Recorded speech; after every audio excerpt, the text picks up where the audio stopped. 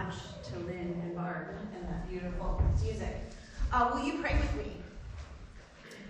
Holy God, we pray that the words of my mouth and the meditations of all of our hearts would be acceptable in your sight, for you are our rock and our Redeemer. Amen. So I love that Lynn went down a positive, beautiful, blessed are the Beatitudes. I love that, the be happy attitudes. I'm curious about my audience. Did anybody else go to blessed are the cheesemakers? Anybody? No Monty Python fans. Okay, I got a Monty Python. Okay. Whew. So I find it funny how God works, because sometimes you pick something and you have no idea what's going to happen, and then it just keeps coming back at you over and over and over again. More than a month ago, I decided that we were going to go journey through the Gospel of Matthew as we move towards Easter. Because sometimes we who know the story pretty well get overly familiar with it, and we think that somehow it was a surprise to people that Jesus died, right? That all of a sudden, to make this act of redemption work, Judas was entered into by the devil so that he could betray Jesus, so Jesus could die, so that we could be saved from our sins, right? And it was like this sudden thing. But we have this sermon, which is Jesus' first sermon in the Gospel of Matthew, and it is radical. It is an upside-down kingdom that turns everything on its ear. And so if we can read this in the context that Jesus was living in and apply it to today, we may have an understanding of how much Jesus upset the apple cart and was heading towards the cross from the beginning. This was not a surprise to him. In the Gospel of John, it says that he lays down his life for us. He knew this was coming. So Jesus lives in a world where he is an occupied territory. He is the person that has his land taken over by others, Rome, and it's been like that for hundreds of years. Imagine for a second, maybe, just maybe, the plight of the American Indian. His land is Jewish, is Palestinian. It is his land, and he does not get to make any of the rules because there are other people more powerful, more powerful weapons, more brutal than his people, and they call the shots. And so Jesus is living in an occupied land where there are two extremes in the reaction to Rome. There are people called the Herodians, and the Herodians are the people who want to appease Rome, to make life as best as possible under this occupation. Herodians are the ones that try to play favors and get power by being on the right side.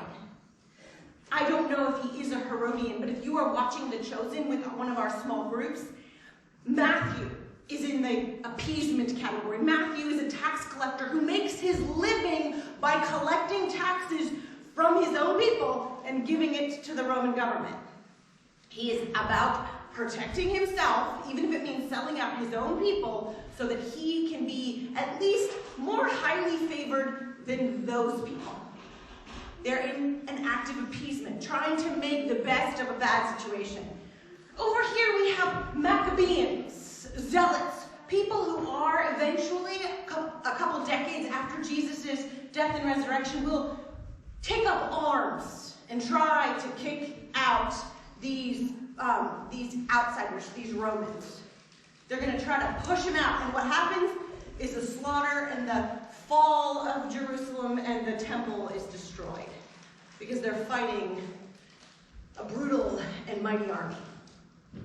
And here's Jesus, who starts talking about, blessed is the one, be happy attitudes. Blessed is the one. And what's interesting is that Jesus is not using the word for blessed to mean like a eulogy, a good word about somebody. He's not using a word like when we ask God to bless the meal that we were about to receive or the blessing that I give at the end of church. We're not asking God to bless these people. It's not an exhortation. If you are merciful, you will be blessed. What Jesus is using is a Greek word to say that these people are somehow already blessed. The people who are meek, the people who are persecuted, the people who are mourning are somehow already in this upside-down kingdom, the ones that God is blessing. Which feels weird in that day and age because they're under Roman occupation. And they don't get to worship the way they want to. They don't get to make laws the way they want to. They don't get to make decisions for themselves. And anyone can get pulled out of line and crucified to make a point by the Roman government. Doesn't feel very blessed, right? And that's who Jesus is saying is blessed. It's like getting an inheritance that you didn't even know that you were in the will. When I was in college, my parents sat me down. My great-aunt Ruth had died.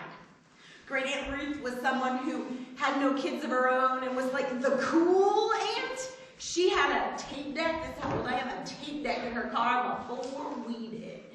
And so she let us bring our mixtapes. This is telling you what generation I grew up in. Bring our mixtapes on our road trips. I'm pretty sure that my sister and I even blessed her with a mixtape of her own. I'm not sure how well she loved that. But we would see Great Aunt Ruth every year or two. She was my paternal grandfather's younger sister. And she died. And I get sat down and handed a check.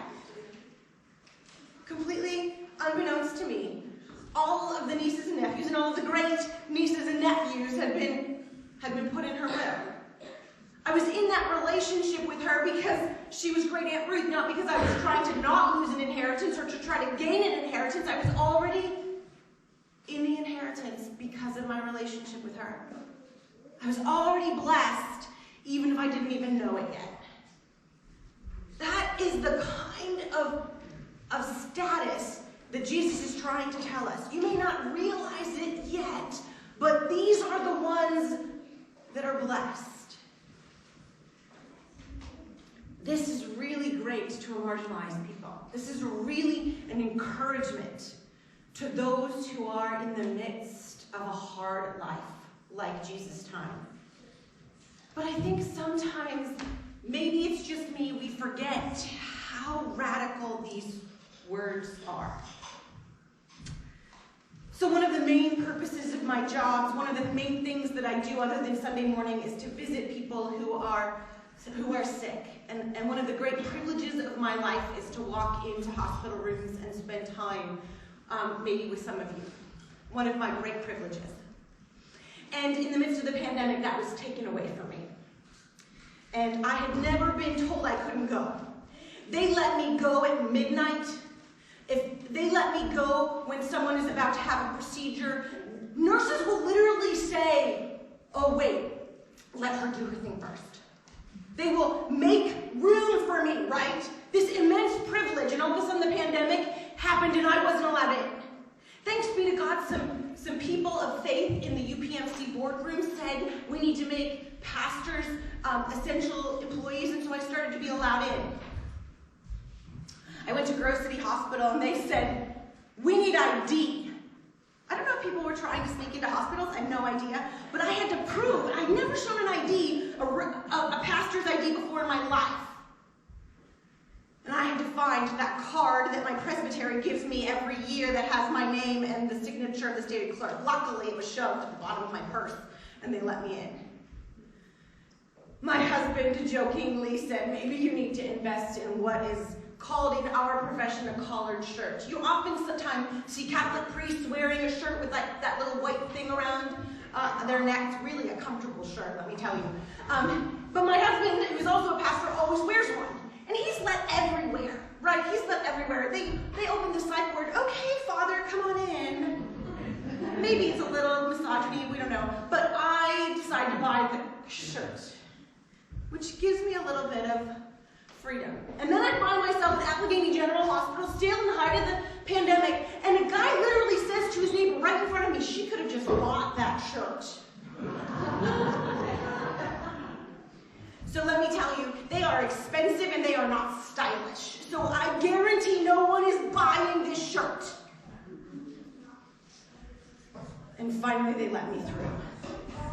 This visitation storyline culminates with 2 visits in the same day in either, I don't even remember if I was in Pittsburgh or Erie, but I was going to 2 different facilities. And it started with me going up in my collared shirt, because it's my insurance policy now, with my ID in my bag, just in case. And the person at the desk said, I'm sorry, it's not visiting hours. But I'm a pastor. I'm sorry, it's not visiting hours. You cannot visit. I have never been told no. I come in at midnight. Nobody ever tells me no. Well, I'm sorry, miss, but it's not visiting hours. You can wait. I sat, twiddled my thumbs, got the anger out. Maybe I probably opened my phone and started reading because I can't sit still and not read. And I eventually got to see my person. Grabbed lunch, went to the other hospital. Visit went off without a hitch. I go to the parking people, and I said, I'm here to get my parking validated. And they said, I'm sorry, we don't do that. But I'm a pastor. I'm sorry, miss, but we don't do that. You can pay for your parking. And I remember being like, oh! What is wrong with the world? You know what I was mad at?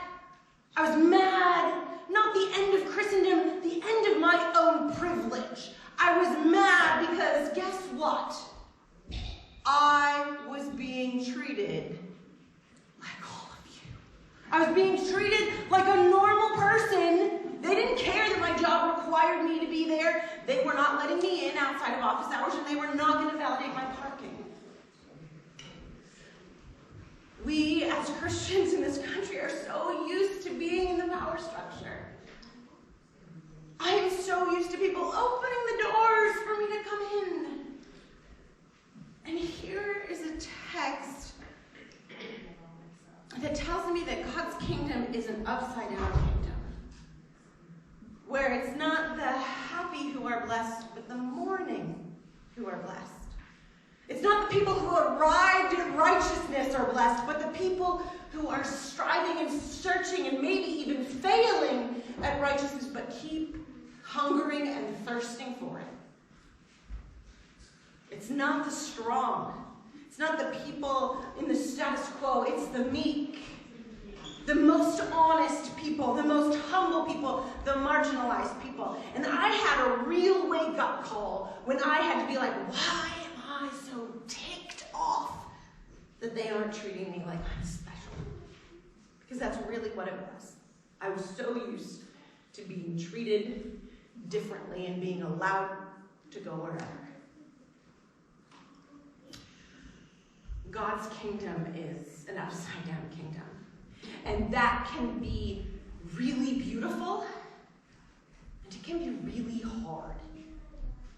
And so the challenge this week as we journey towards the cross is that we hunger and thirst for righteousness, even if that means letting go of some of our prestige or power.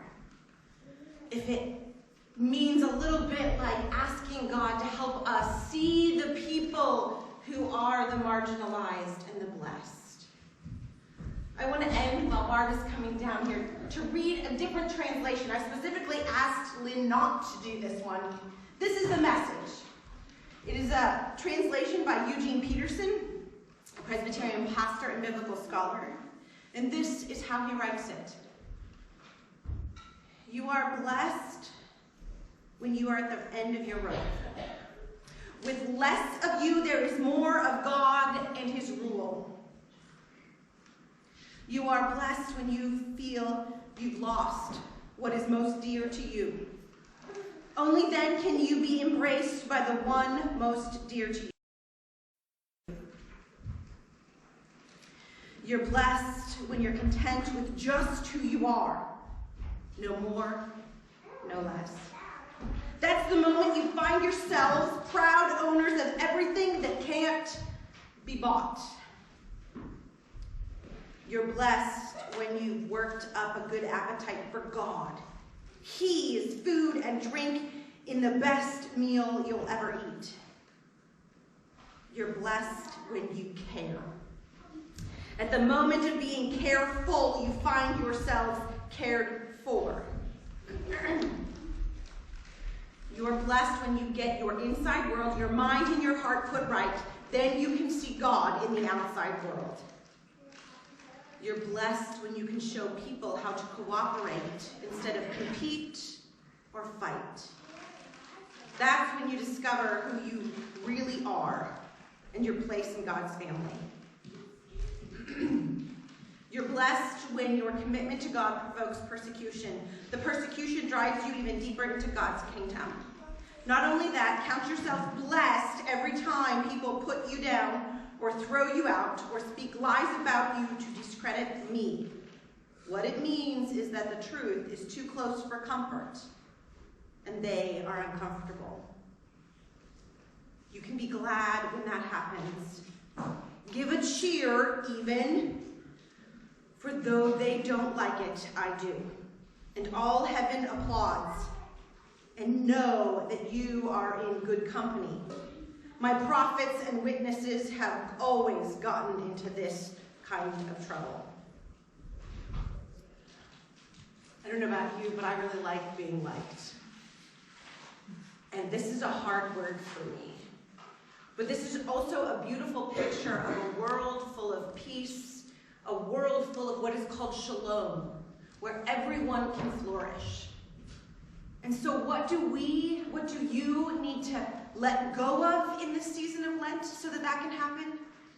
And maybe what do you need, or who do you need to notice in this season as well? And if you find yourself to be one of those people that feels very much in the meekness, or in the mourning, or in the persecuting, if you find yourself relating at the end of your rope, that word is also for you. That you are blessed by God who loves you. Thanks be to God.